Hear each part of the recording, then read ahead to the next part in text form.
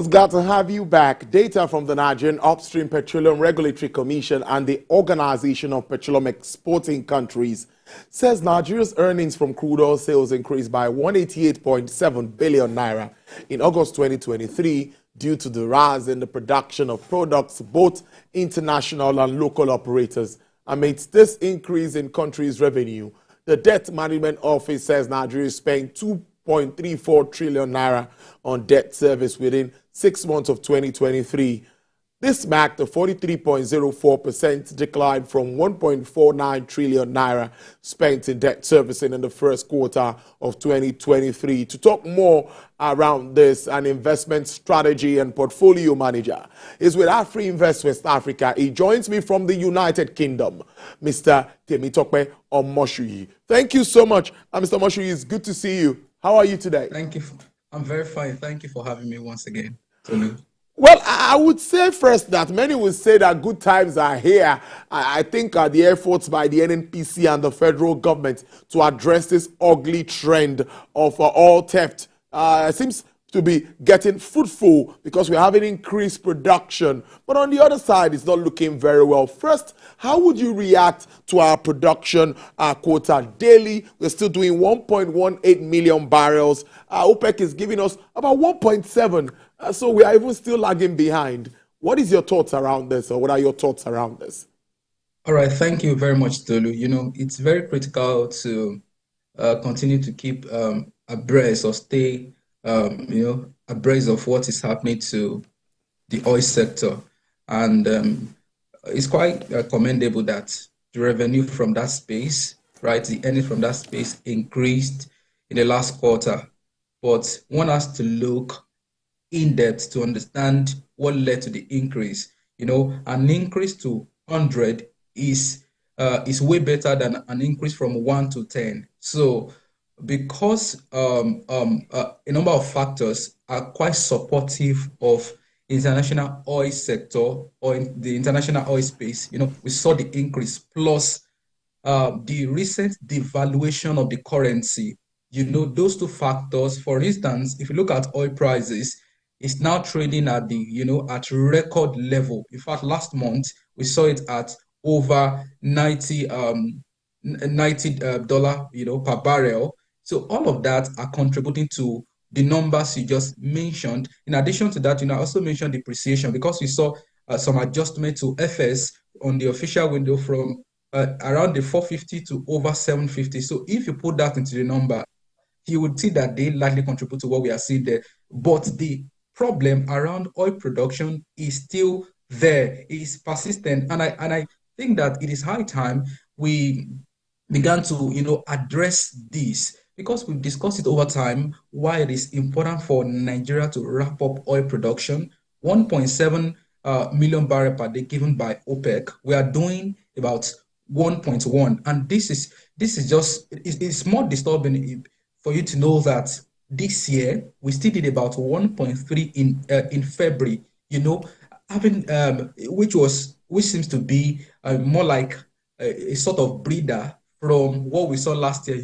At some point last year, we're struggling to do 1 million barrel. In fact, in November, to be precise, we did 900 barrel per day. So 900,000 barrel per day. So with this deceleration in production, we won't be able to maximize the earnings from oil, irrespective of the gain from FS and oil price movement. Because if you want to bank on oil price movement, because Russia and Saudi Arabia are trying to pump up oil prices, even though they said that's not the motive of the extended cuts to oil production. But we know that in a way, these economies are benefiting greatly from it because they depend largely on oil earnings to stimulate their economy. But for Nigeria, because we are not ramping up oil production, it could put a lid on the earnings we are going to get from oil. For instance, if FS remains stable, we are not seeing any major depreciation from now, say to the end of the year, or let's say next year, and the current economy downturn or a tepid economic growth in China, if it becomes widespread and it affects global economy, it means oil prices will drop And from exchange rate stability in Nigeria, the earnings you have just mentioned will not be the case in the next 6 months or in the next 1 year, because the major driver or the most sustainable driver of oil earnings for Nigeria should be oil production. So I think it's time for us to just begin to look at how to maximize the quota we're given by OPEC, because once all the rate hike we are seeing in advanced economy, the attendant impact is that major economics are thinking they want to slow down growth. And if growth is slowed down in the US, Europe, UK, and other advanced economies, it means oil prices will slow down. And if this may not be another opportunity that Nigeria would miss, because we also missed similar opportunity in 2022 when oil prices spiked significantly as a result of the Russia-Ukraine crisis. So we just have to ramp up oil production at this time to maximize this opportunity of relatively high oil prices, because currently oil prices now as what we saw last year December, this we are seeing the highest level so far this year. So we need to ramp up production.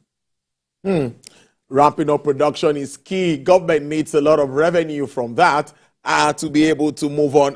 But I'm also looking at taking advantage of what we produce at this time. Government is thinking that by the end of the year, the Port Harcourt refinery should become functional. And if that happens, it's looking like production might become in country one way or the other, at least to a level. What's the implication of that if that truly happens? Dangote refinery, we are yet to know, when that will kick off. We are hopeful that maybe next year, first quarter, maybe that would also get working. But in your thoughts, what impact would all of this have on the entire crude market, impact on Nigeria now specifically? All right, so I believe that yes, the refinery, Port Harcourt refinery, wants to bring it up to speed. It's going to be supportive of revenue generation, maybe not domestic oil production, because factors that are impeding production locally, are beyond the current work on Port Harcourt refinery. We're talking about high level of oil theft, talk about low investment in the oil sector. So all of those factors are devoid of what is happening to Dangote refinery and the Port Harcourt refinery. So I believe that yes, once we are able to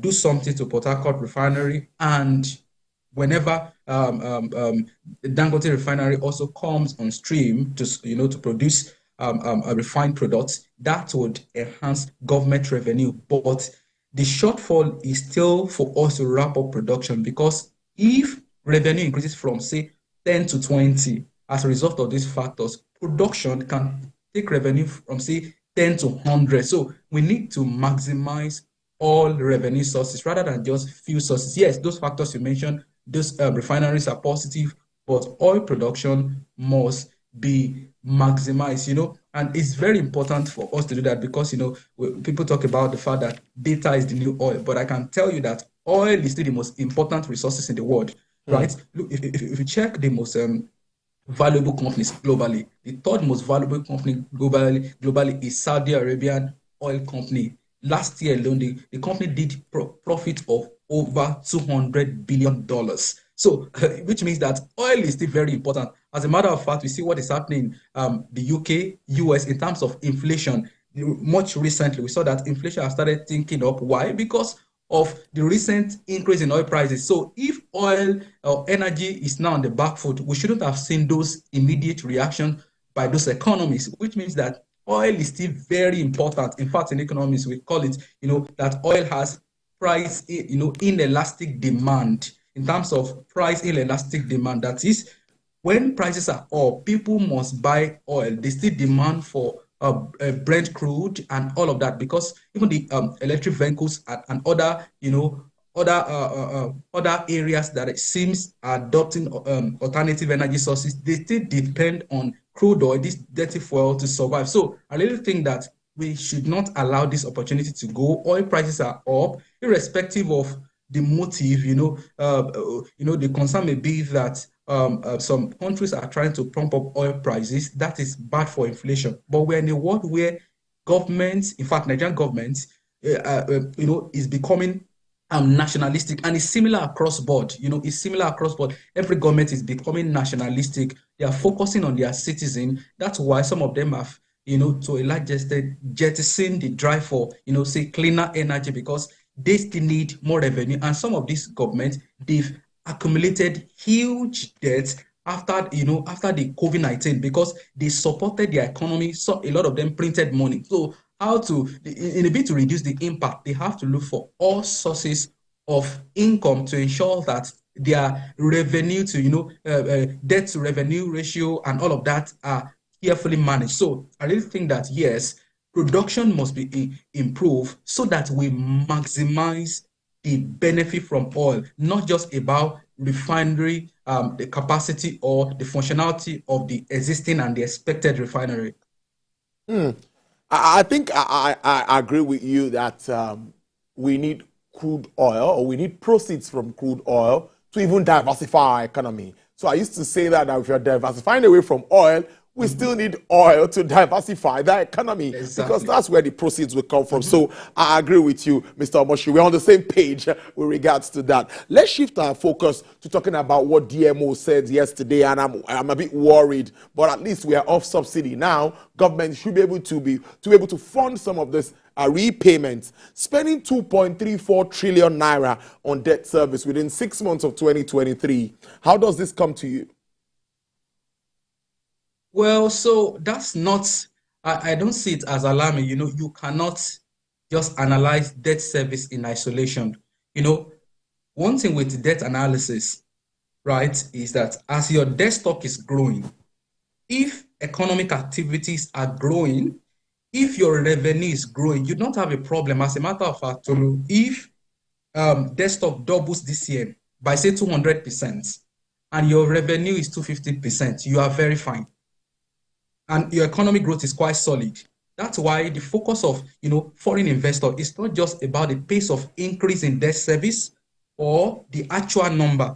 They look at your ability to pay the debt, and in economies is largely divided into two. They look at your solvency and liquidity. So, for instance, solvency is ability of government to meet long-term debt obligation, and liquidity is ability of government to meet short-term debt obligations that will fall due. So the question is the Nigerian government able, or do they still have the capacity to meet, the near-term debt obligation? Yes.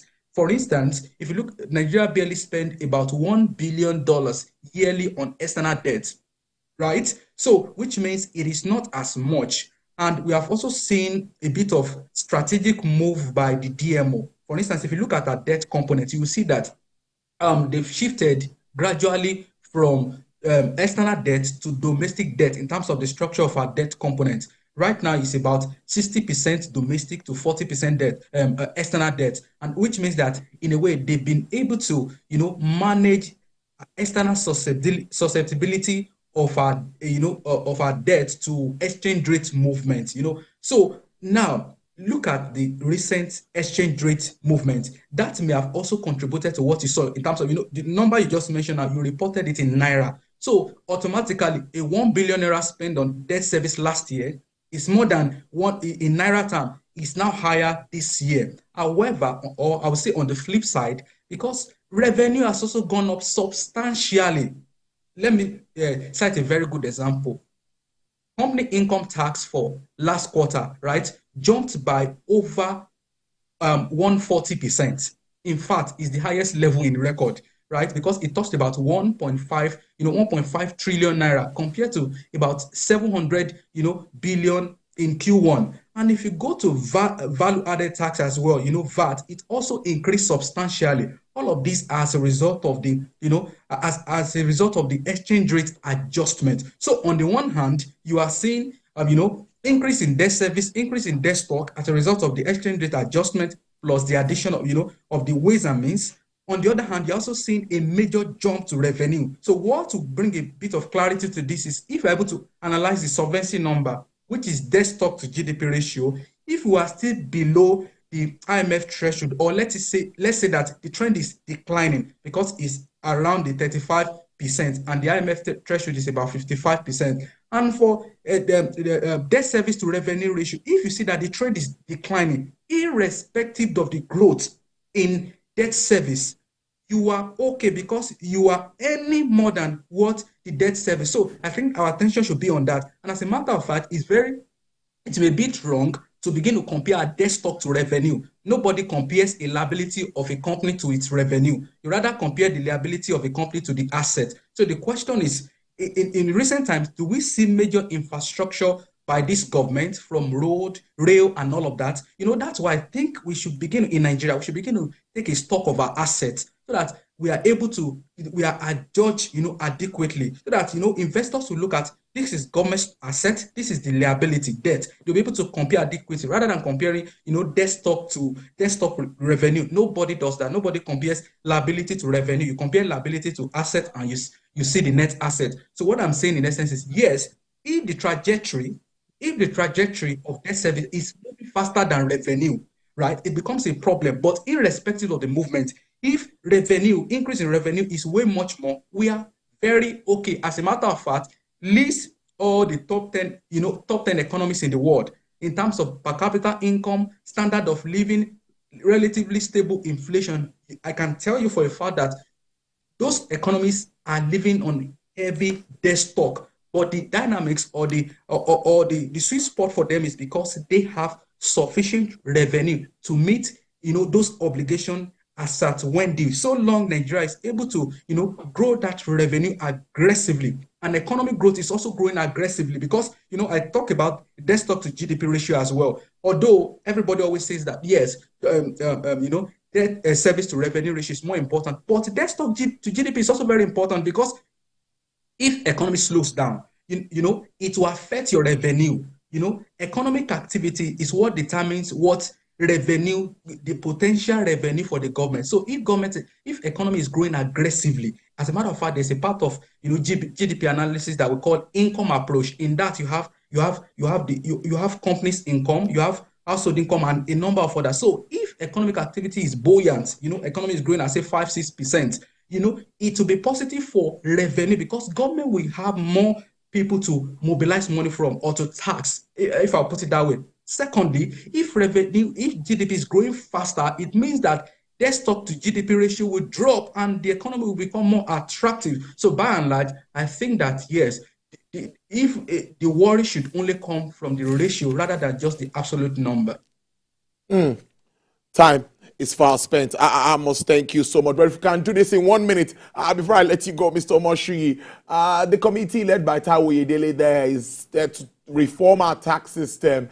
The FRS boss, the acting boss, is saying that we are heading up. We are going to increase tax to GDP to stand at about 18% compared to what we have around. What do you make of these moves in wrapping up our conversation?